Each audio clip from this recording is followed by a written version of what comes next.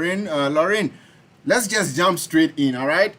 Uh, uh, like I said, it's super cold out here, so I had to run here, and I was losing my breath, so kind of joining into putting everything together.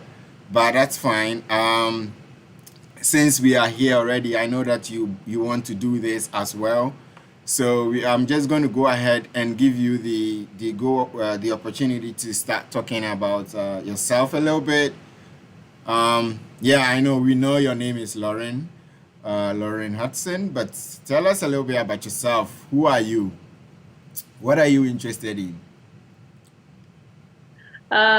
Like you said, my name's Lauren. I grew up in Washington my whole life. I'm from Seattle area, and I went to Washington State University in college. I majored in French and biology, and that took me into education. I want to be a high school science teacher, but now I'm in Vietnam, and part of that is because my mom's Vietnamese. So I always wanted to explore that part of my identity. And teaching, since I'm passionate about that, English teaching is one of those ways that I could do that and find the opportunity to come here. So I'm really interested in cultures. I'm really interested in getting to know people. That's more what I'm passionate about and why I want to be a teacher, is to build relationships. And that's how I came to Vietnam. So you are teaching English in Vietnam right now. I am teaching English That, to that's university students. that's Yes. kind of that's kind of cool because I mean, basically not you, but your family moved from Vietnam to the U.S. and they had to change their language and start speaking English, and then you go back to teach English. You see how? Yeah. Yeah. My mom, she actually came to, so my mom was born in Vietnam, but when she was 3, she moved to the United States. So even though she was born in Vietnam, she moved when she was really young. So she grew up in the United States, still in a Vietnamese community in her Vietnamese household, but still in the United States. And her Vietnamese level, she compares it to around 12 years old. That level of Vietnamese speaking, just because Yeah, that's when she came here. So even though my mom is Vietnamese, I feel like I lacked a lot of that yeah, identity. I wanted to learn so much more about it just because I wasn't surrounded in it, in that yeah, yeah. I dual mean, so cultural. how is your home like? Is it more Vietnamese or more American?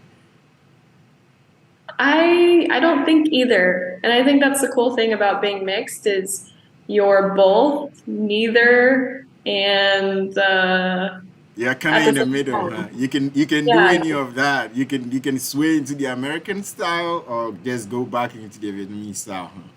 yeah, and you can embrace whatever part of culture that you want to embrace. And I think that's hard when you first start learning about identity and culture, which a lot of people, a lot of other ethnic groups in the United States, as I've talked to my friends about this, they might go through it in middle school and high school, but most people, especially mixed people, go through it in college of identity, trying to find out who you are, where you fit, where you Yeah, belong. And then it comes to a point where you just understand, yeah, you're neither one and you're nowhere over here, over there. And that's, yeah. that's, that's a cool thing that And you how don't is fit. it? How is it? But how is it going for you? How is it going for you in Vietnam right now? I mean, It's do, good do you feel like you are an outsider there? Probably, right? outside of the culture. Yeah. Absolutely. I came here knowing exactly what I had to assume people would see me, because identity is so based on how people perceive you, but also how you have to perceive yourself. And so that piece of identity is so fluid, it changes wherever you go. So how I identify in America might be different how I identify in Vietnam. Oh, And so I had to come here very confident in who I was, knowing I am half Vietnamese, but I look complete. I'm just going to assume that every person will think I'm completely white American. okay. And that was to protect myself partially. so I wouldn't feel hurt or too sensitive if somebody said, "Oh, you don't look Vietnamese." So I came here with the expectation that that's how I would be seen, and that the Vietnamese part of me would be something that could connect us instead of me trying to fit in.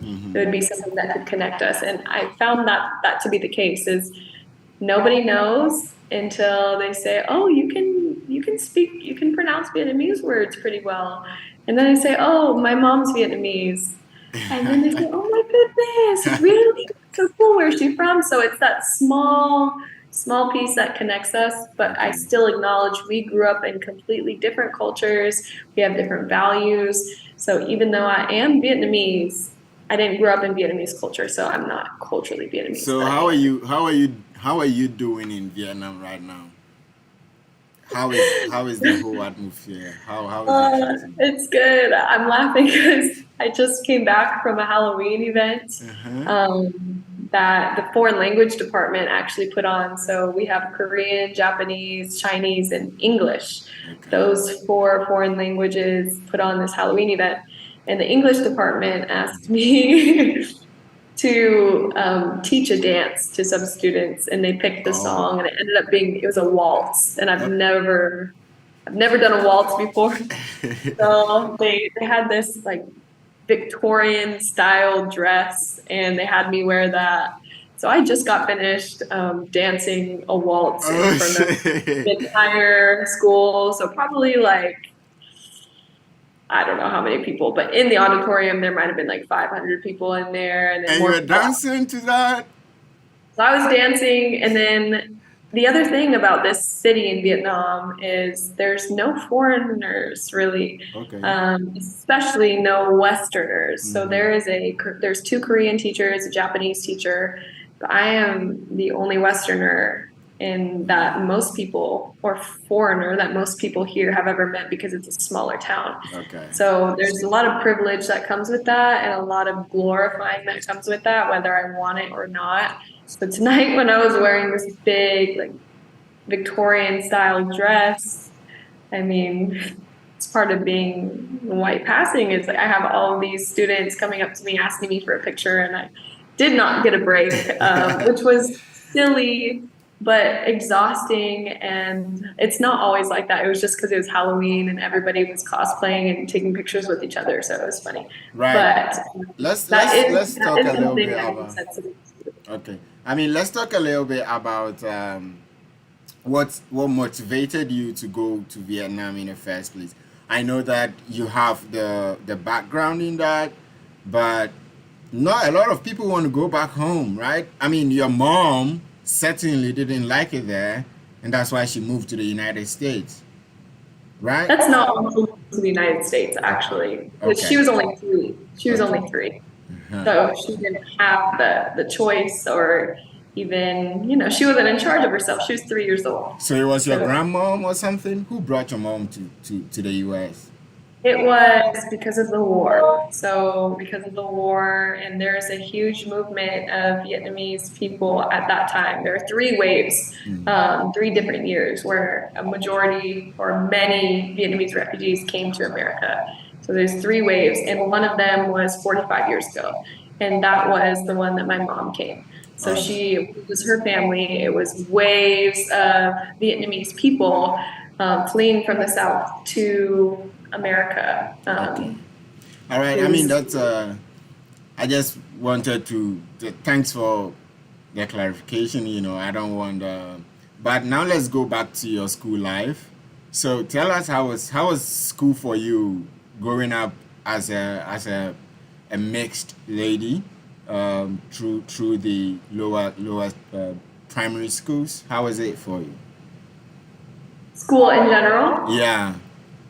Okay, starting from primary school, I've reflected on this a lot because my identity is so important to me now. But when I was younger, it wasn't. But at the same time, I knew that I was different, Okay. and so I try to like think about. I've thought about this a lot, and I think when I was in elementary school, I didn't necessarily notice, but I did know I was Asian, and I did notice subtle differences in comments my friend would make. And she was my neighbor at the time. It's like small cultural differences, like taking shoes off in the house, eating together as a family, being allowed to sleep over at someone's house. Like I wasn't allowed to have sleepovers, Yeah. and small things like that. They kind of crafted that identity of, okay, I'm a little bit different. Okay. And then in middle school, I think I found myself a little bit pressured. People expected me to get good grades. And I Okay. think that came from that stereotype. It's Okay. called the model minority myth that Mm-hmm. All Asians, just like beat I mean, stereotype. Asians are supposed. You were supposed to be the intelligent ones in class, so you know. Right. That's the myth, is that we're supposed to Yeah. be smart. So I think I felt pressured to get straight A's and be really smart. I don't like Mm. that word, but smart. Yeah. So I studied a lot because of the outside pressure. Like you can argue that that was a good thing, that it caused me, to get good grades and get to Yeah. be whatever. But again, like it was pressure that I experienced that other people might not have experienced. High school, I didn't think about it at all. I think I was so busy pushing myself to be better and get involved Mm-hmm. that I just didn't think about it. And at this time, I grew up with all these people. So I Yeah. didn't Okay. question. I saw the same people around me. I didn't question anything Yeah. until college. College was really when I started opening my eyes to who I am. And a lot of it had to do with seeing new people, start seeing cliques of who's hanging out with who, what groups are hanging out with what groups, what ethnicities are hanging out with what ethnicities, and how do people view me, how do people see me. All of those things added up, even world events, Okay. especially in 2020. We have Black Lives Matter movements and Asian hate movements. There was a lot going on that had me questioning, who am I? Where do I fit? What do I look like? How do Yeah. I perceive myself versus how do other people perceive me? So I think primary school, middle school, I just knew I was a little bit different. High school, I ignored it. And college was really when I just started diving into what my place in society is and Okay. how I can leverage that to be walking in purpose with that as well. Right. That's. I mean, that's extensive. I want to also dive in, and because we used most of the time for the check, I want to dive in also straight into how you manage to secure the opportunity to travel outside. By the way, is this the first time you are traveling out of the United States? No, it's not. So when was the first time? Tell us about that, a little bit about that, and then we'll move on to talk about this opportunity. Yeah, and we will see how it came about, and then we will. I want you to share some of the tips with the viewers so they can take home something. So let's talk first about the first time you traveled out of the U.S. I think I did travel out of the US when I was younger, but the first time I traveled out of the US by myself Mhm. was when I studied abroad, and that was my sophomore year of college. I studied abroad in France Oh, you for, studied in France already? yes, I studied abroad That in is France. that is good, girl. That is good. Did you get scholarships for that too? I did. That is a Oh, big I was able to study abroad. Yeah. so I'm going to take my diary and start writing some things for myself. All right, talk to me about that. How was that? A lot of people think studying abroad is out of reach, and it can be, but you can definitely study abroad if you apply for scholarships and really dive into research about what you want on your abroad experience. So, not only did I do scholarships, but before I did that, I really researched different programs I wanted and how expensive they were. So, immediately, the first thing I did was look at the price. If it was too out of my range, that I wouldn't even consider it. Yeah. And then, depending on your study abroad program, there's a lot of different scholarships you can get. There are three main sources of scholarships. The first one is through your program. So I went through a third-party program. It was called USAC, and it has some acronym that I don't know what it Yeah, is. I know. Yeah, I know. But they have scholarships, so you can apply for scholarships directly through the program, which means people all around. the states are Okay. applying for that same Okay. scholarship as well in that program. Okay. But you can also apply for scholarships through your school. So I went to WSU, Washington State University. I applied through the school as well for study abroad scholarships. So that's two ways. And the final one are private scholarships. If you just look up different scholarships online, you can find scholarships. So those three ways are how I found my scholarships. Most of them were through WSU. Okay. They have a general application, and a lot of people just don't think it's worth it. But applying to the general application gets you access to thousands of scholarships, and you can get them randomly throughout the year. I think I got 3 scholarships just Whoa. that semester from the Whoa. general scholarship Just, that I I mean, applied. wait, hold on there. Tell me what do you think is your secret? What do you think it's, I mean, now you've had it, right? So there must be something that you write in your applications that give them, what do you think is it some of the extracurricular activities you take part in, your volunteer, your personality, what is it? What do you think make Yeah. makes the way for you? Specifically with scholarships, Yeah. I think the biggest thing in any scholarship is your writing ability.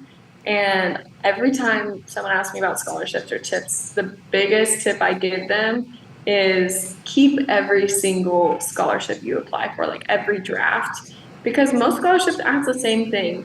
Like, what is a leadership experience you had, or what's a challenge you went through, or what are your goals, what are your desires?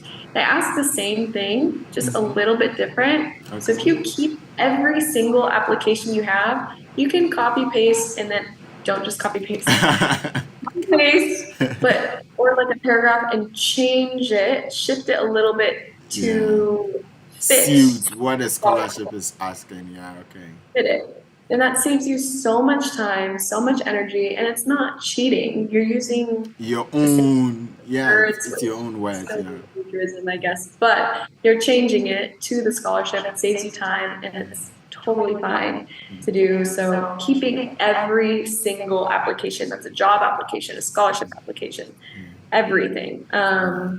Getting it peer reviewed, that helps, especially if you're not confident in writing. I am a Yeah. confident writer, but Yeah. I still, I mean, I know I can see that. I can see that.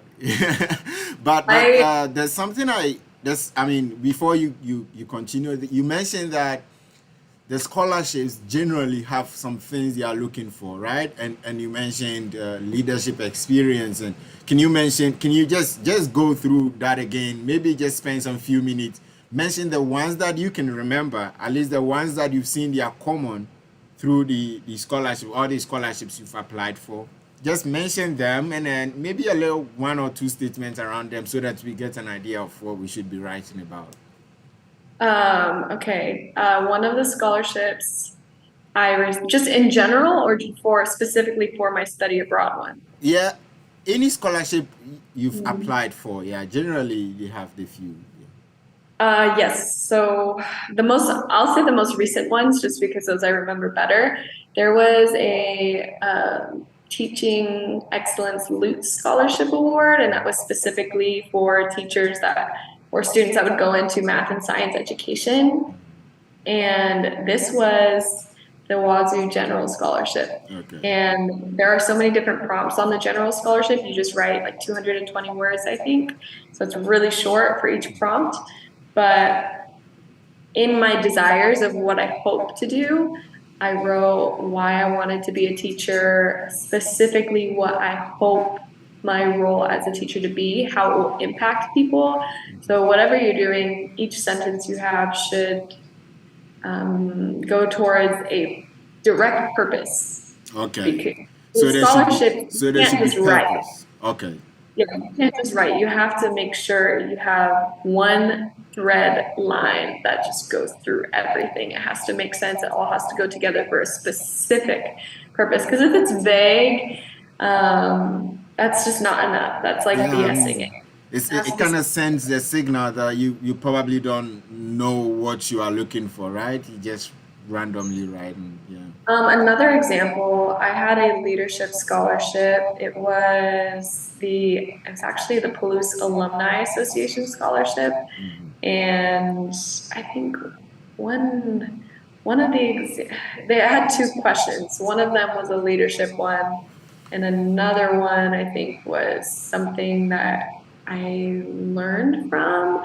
But my leadership one, I talked about I talked about a struggle I had, and because to me leadership, it's not that's leading people doesn't mean like telling people what to do.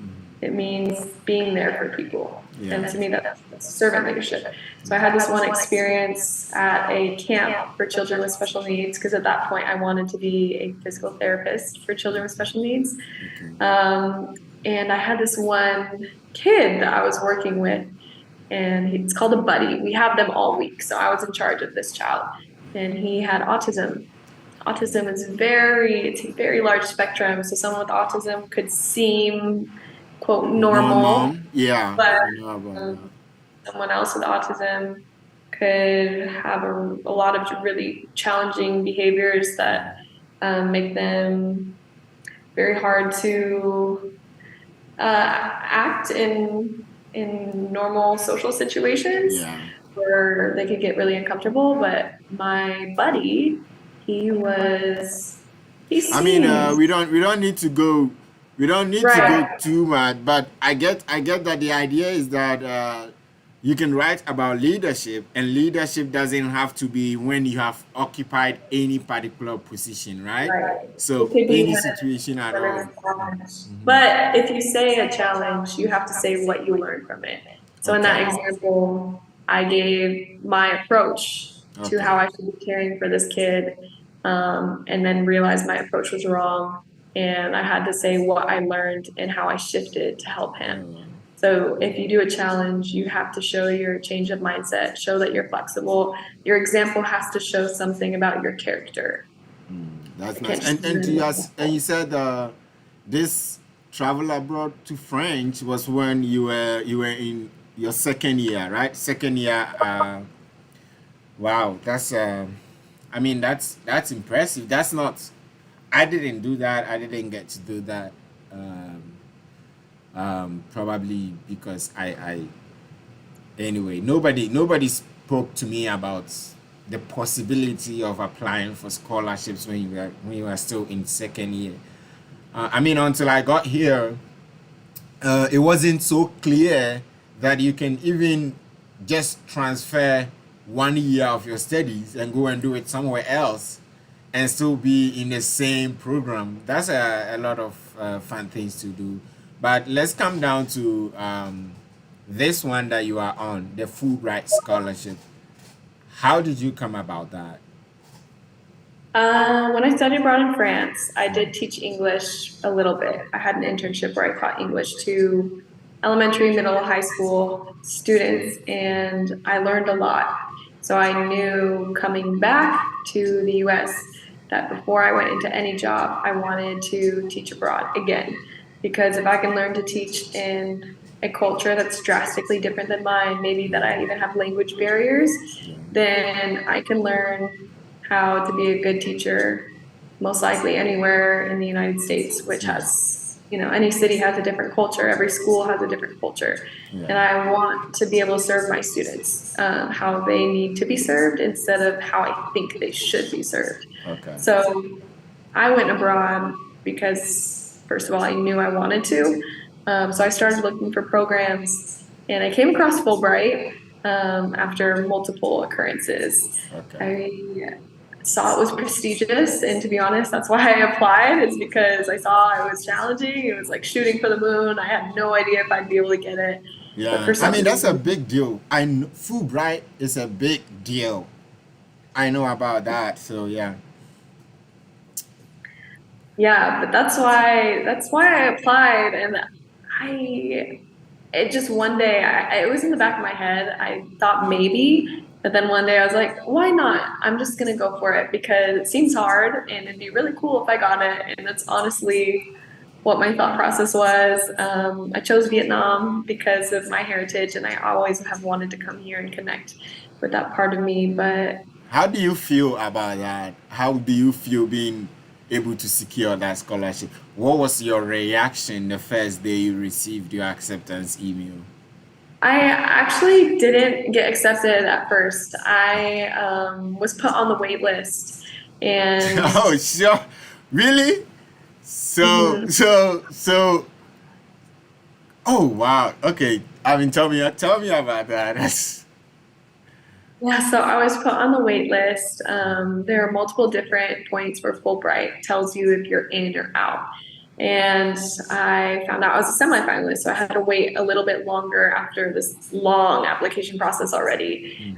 And after being a semifinalist, a few months later, they came out with finalist results, and you either found out if you were offered a selected. position, if Okay. you were an alternate, which is the wait list, or if you were not recommended, Shit. which means So rejected. wait list means that they've chosen someone, but if that person doesn't come, then they shift you in. Yes, And here right. we are. Everybody thinks that it's easy. Like when you get it, everybody thinks that it's a magic wand, right? So you flip your fingers like that and it happens. You had to wait for somebody to say no. That's interesting. But that was your door opening, right? I mean, it's interesting. Right. Yeah. So at that point, I was an alternate. And to me, that meant it was a rejection because Okay. in my mind, who would reject? Who Yeah. would say no? Yeah. Who would say no? Yeah.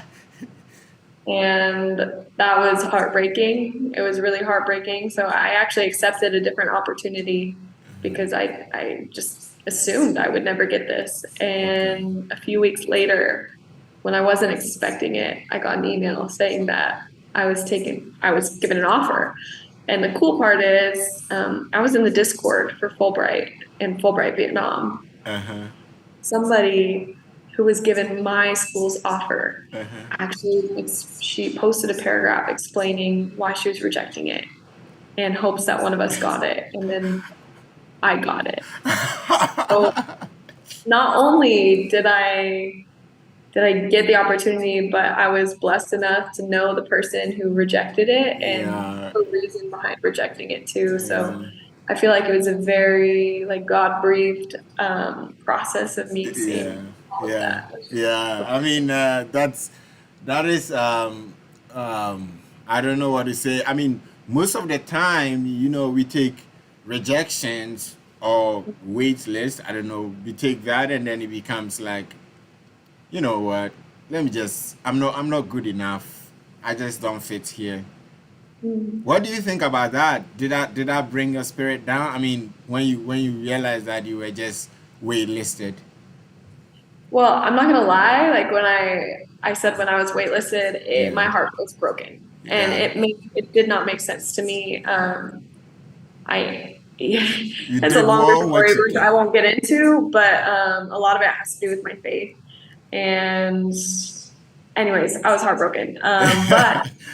But I did have another opportunity that I did get accepted Okay. with. So even though I was heartbroken, I just assumed that, okay, well, maybe this other place is where I'm supposed to I be mean, at. the key point that I want to just send out there is the fact that you are going to get rejected at some point. I mean, look, everybody in the world is probably going for the same opportunity. You Right, have to know that you are not the only one going for that. There are people also going for that. So you will be rejected at some point, right? right, But it right. does not it is not the end. You don't know.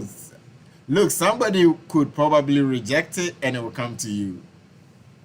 Right? And Yeah. even if it doesn't, that doesn't mean it's the right door Mm-hmm. either. Mm-hmm. So rejection to me just seems like a redirection. And honestly, like it is sad. It is hard. It's always sad. But I think it's really important to emphasize that rejection doesn't have any impact on your identity. Whereas some people, if they get rejected, they take that as a hit to their identity and start doubting themselves when that's not healthy and that's not true and that's not what we should be doing and that only hurts us. Yeah. So I mean, I like what you said. Rejection is redirection, right? You have to take rejection as just redirecting you to try something else. I like that. But how was the now let's talk about the application process. How was it? Was it that easy? Was it difficult? Were you tired out of it? I started applying. I was late. I was late to the party. I started applying like 2 months before the application was due, which if you know anything about Yeah, national, yeah, people start applying maybe like 10 or start their application 10 months before it's due. yeah. And I started 2 months before. And I was just busting out drafts of essays, maybe two drafts a week. It was ridiculous. I had 8 drafts of my personal statement. That is so much. And each time it got peer reviewed by somebody else. And after that, I had 3 mock interviews and another mock interview, and it was wild. It was crazy. Because I was in my senior year of college, I was taking 400 level biology classes, and instead of doing my bio homework, I would be working on this application. That was Shit. it. And I had 2 jobs at the time. Oh, So full-time bio student, 2 jobs, and this application. It was just crazy. But I did pour my heart into it, and I think my personal statement really did reflect what I was going for. And Wazoo's like distinguished scholarship program, advising program is incredible. My advisor, April C. Haper, she's amazing. She really did help me out just to get to where I needed to be. So the application, while it was crazy and really hard, especially how do you even say who you are with one application? That's so yeah, hard. But she yes. really did direct me and push me where I needed to be pushed. So it was good. Yeah, I mean, so also, and I like to point out the key points, right? The key point that is number one, you have to do the work, right? You have to get it done. I mean, I applied to this graduate school late as well. Actually, the application had closed, right? But I knew that this is exactly what I want to do. So I still sent in the application. So basically what I am trying to point clear is that you have to put in the work. Like there's work to do. If you want to get it, you have to write those personal statements. If you want to get it, you have to write those drafts. But girl, 8 drafts in 2 weeks? That is 2 months. 2 months. oh Or that is like yeah, it's two That is months. too a lot. That Yeah. is too a lot. I mean, look, when I saw the post on Instagram about you on the WSU Instagram page, the SBS page, I read that and I recognized that you are just the go-getter. You have that passion, right? The potential to go in for whatever you want, and I think I like that, and I think that's most of the time that's what's differentiate between people who get it and people who wants to get it, right?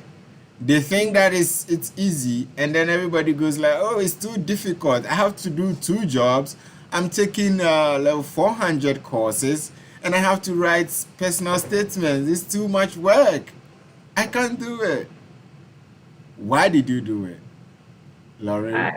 I just I really just told myself I had no option but to do it. I had no option, especially like I said, April C. Hafer, she gave me deadlines.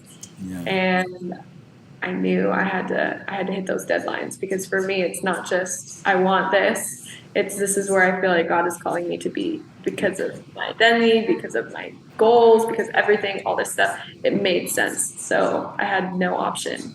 I just had to do it. And if I was too tired at night, I would wake up maybe 5 a.m. the next morning and just work.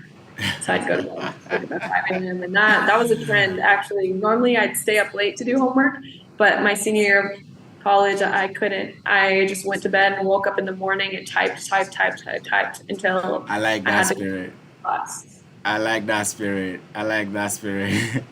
I like that spirit. I had no choice. Yeah, I mean, And that is, well, I think that that is also one thing that differentiates those who get it and those who wants to get it. So you have to know that what you want is possible, right? Number one, that's the first thing. You have to know that what you want is possible. But the second point is that you need to work for it, right? Because you are not the only one in the world. A lot of people are going for the same opportunity and you have to work for it. So you have to know it's possible and you have to work for it. And you have to also believe that you're going to get it, right? Even being waitlisted is enough. And I saw my producer typing in there that sometimes you reject some opportunities. That is also true, right? Because you had the food right and you had to reject the other one, right? So yeah, I mean when you work so hard, sometimes you get a couple of them and then you choose the best out of them, right? Yeah, yeah. And when I emailed that opportunity back and actually declined it, she congratulated me. So Okay, do that's it, good. yeah, do what you need to do. Yeah. Okay. So do you, for me, I don't know, but do you think that based on the few experiences, would you say that people, and you've been in the US, so let me just ask that do you think people in the US do not take the opportunities? Do you think most people don't take these opportunities? Just people in the US? Yeah. I mean, I don't know, but I'm believing that that's the best experience you've had. So, I think that it's really hard to generalize people in the US because, like I said, every city is different, every college is different, every person's different, every state is different.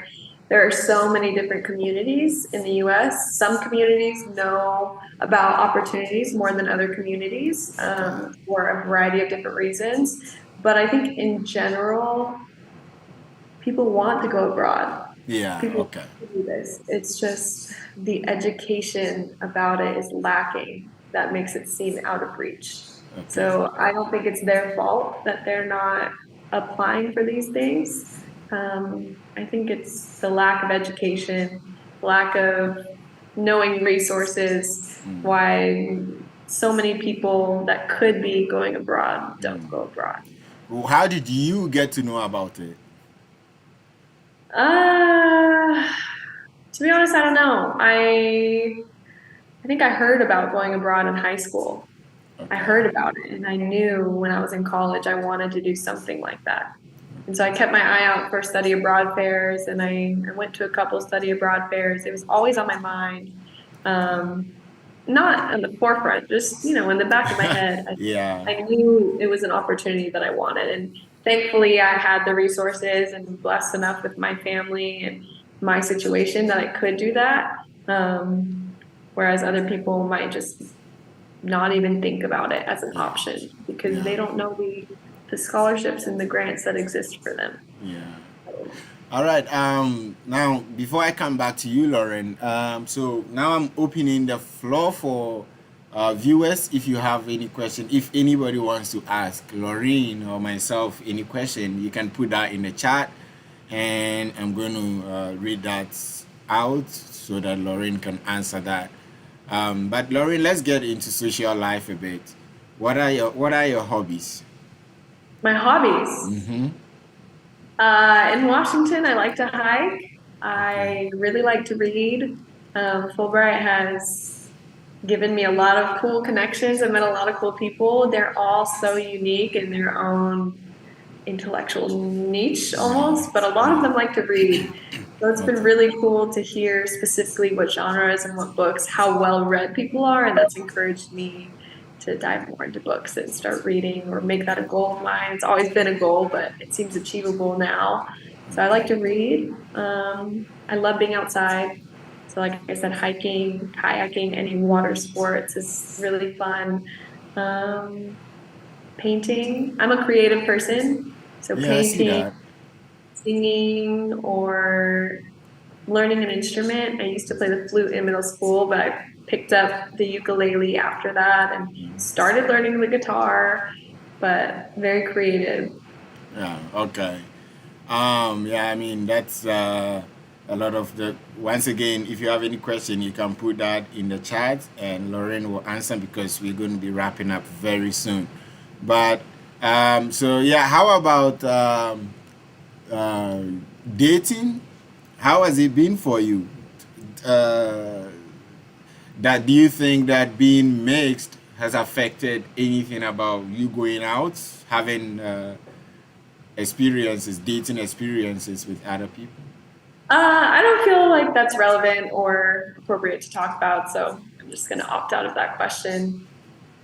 Oh, I mean, I just want to see how the mixed thing affects general life. Even in Vietnam, making friends. Do you think that you being from the U.S. or having stayed in the U.S. has affected anything on that? In Vietnam, yeah, I think me being mixed definitely, I haven't decided exactly how to explain it. I haven't figured out exactly what is even going on, but me being mixed is definitely different than my other ETAs, English teaching assistant. Yeah. Um, their experience as either a full Vietnamese American or completely white American, or even just a Korean Okay. American. We have all those people here in Vietnam as English teachers. And me being mixed is different than each one of them. Yeah. So it definitely changes things. I don't know how specifically. I still get like famous treatment because again I look white Yeah. and white American and yeah, I still get like some famous treatment, which is weird, but everybody's friendly. Everybody's friendly, and Yeah. that small tie to Vietnamese helps me a lot. Okay. I mean, yeah, I'm not going to dive in too much because already you've given the warning sign. But somebody wants to know what is the most difficult situation you faced abroad? I think there's a couple things. First of all, is always the language barrier. It's frustrating not being able to speak the language, and I'm learning. I've come a long way in the last 1.5 months being here, but it's still frustrating, not being able to speak to people or not being able to understand what people are saying to me and help them. Just small things. It's Yeah. hard. And I'm an English teacher, so I don't need Vietnamese for my job. But I am trying to learn as much as I can when I'm here. But because I'm an English teacher, I have to go out of my way to find ways to practice Vietnamese. Because for my job, I'm speaking English and I'm not speaking Vietnamese. Okay. So that's been challenging, and everything that comes with the language barrier of finding transportation, or even someone who speaks English, there's a cultural barrier, and sometimes they don't understand what you're saying. Those things, but nothing too big. Just the language barrier. All right. So yeah, we're gonna go ahead and wrap up right now. Yeah, I mean, in the beginning we had a little bit of difficulty with the sound, but I think that we've had a very nice discussion. Um, Once again, if you have any questions, you can definitely send it as a comment after the video goes onto the YouTube channel. But I'm sure Lorraine wouldn't mind people following you up on Instagram and a couple of that. So why don't you go ahead and maybe share your social media handle, anything you're comfortable sharing, so that people can figure out if they have questions, interests, if they want you to guide them with anything, then they can reach out. I can give my email. Would that work? Okay, that's fine. Okay, my email is Lauren_Hudson. So LAUREN_HUDSON at live.com. LIVE dot Okay. com. Okay. Right. I think that should do so. If you have a personal statement you want Lauren to peer review, if you want to ask her about anything at all, I guess concerning traveling abroad or scholarships or anything, she's open, and that's her email. So you can definitely send an email to her. Lorraine, I'm just going to put you alone, and then you share your final words with us. Final words before we go. Okay, thank you all for listening, whoever tuned in. I'm thankful I got to share part of my story with you. There's obviously so much, and I know there's so much about you if you're thinking about going abroad. But the only thing I want to leave you with is just to go for it, and to put in the work. That's all you have to do is just faith, and work, and you can get there. All right. Thank you so much, Lauren, for honoring this invitation. And sorry once again about the initial technical challenges. I mean, for me, like I said, once I read those stuff that you did when you were in college, I realized that you have the potential to go ahead. So I'm just going to state that keep working it. All right, keep working it. I know somebody somewhere looking at you, trying to be maybe somebody just like you, right? Going for the opportunities you've gone for, doing things the way you've done. And so I'm just going to give you a little bit of heads up. Keep going, girl, because you are watching from afar. And then maybe someday we will share another part of the story. All right? Thank Enjoy you. the rest of your day. Bye-bye. Yeah, all right, guys. That was it. Thank you all for watching us once again. We plan to end exactly at 8:40. It's 8:40 a.m. for me here, so I had to wake up a little bit early. And sorry about the technical challenges, but yeah, that is it. So far, so good. Now, if you have any questions, if you want to bring someone on, or if you think there's someone that we can bring on, you can go ahead and send an email to the producer. His name is Hamidu Tayari, and that is the email. It's a Gmail. So HAMIDUTAYARI@gmail.com. If you send an email to him, he can put you on, and if you have someone that you think we should bring on, he can also connect us with that person. Thank you for watching us once again. My name is Desmond, and this has been the Around the Globe Experience Train 2 with Lauren Hudson. Thank you, and bye-bye.